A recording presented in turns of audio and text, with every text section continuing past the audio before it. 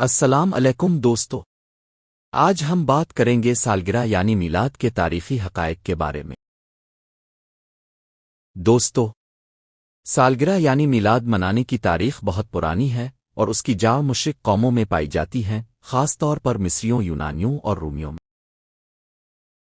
چلی میں آپ کو اس کی تاریخ مرحلہ وار بتاتا ہوں تاکہ واضح ہو کہ یہ رسم کہاں سے آئی۔ نمبر 1، قدیم زمانہ، مشرق قوم،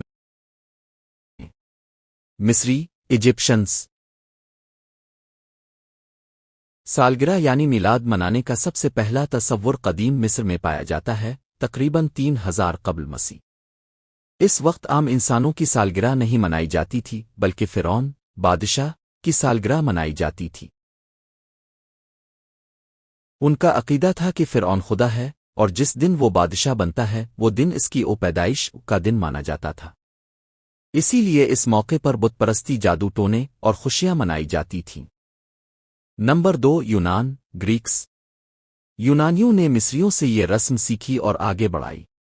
وہ اپنے بتوں اور دیوی دیوتاؤں، گاڈسز کی سالگرہ مناتے تھے۔ خاص طور پر چاند کی دیوی آرٹیمس کے احترام میں موم بتیاں جلائی جاتی تھیں۔ یہی برتھ ڈے کینڈلز کا آغاز تھا۔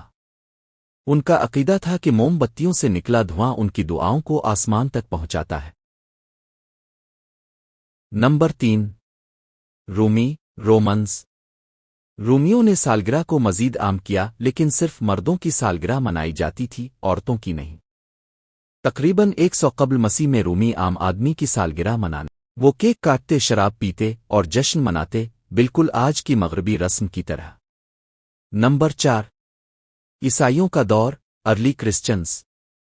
ابتدائی عیسائی سالگرہ منانے کو مشرکوں کی رسم سمجھ کر اس سے پرہیز کرتے، لیکن 4 صدی عیسوی میں یہ رسم عیسائیت میں داخل ہو گئی۔ حضرت عیسیٰ علیہ السلام کی پیدائش کا دن 25 دسمبر پہلی بار سالگرہ کے طور پر منایا گیا، جو آج کرسمس کہلاتا ہے۔ نمبر 5، جدید دور، یورپ اور مغرب۔ 18 صدی میں یورپ میں ہیپی برتھ ڈے کے انداز میں جشن منانے کا رواج عام ہوا۔ جرمنی میں بچوں کی سالگرہ کے لیے خاص کیک بنایا جاتا اور موم بتیاں لگائی جاتی۔ پھر یہ رسم برطانیہ، یورپ اور امریکہ میں پھیل گئی۔ آج جو برتھ ڈے پارٹیز ہوتی ہیں وہ زیادہ تر مغربی، ویسٹرن کلچر کی ایجاد ہے۔ اسلامی نظر سے تجزیہ۔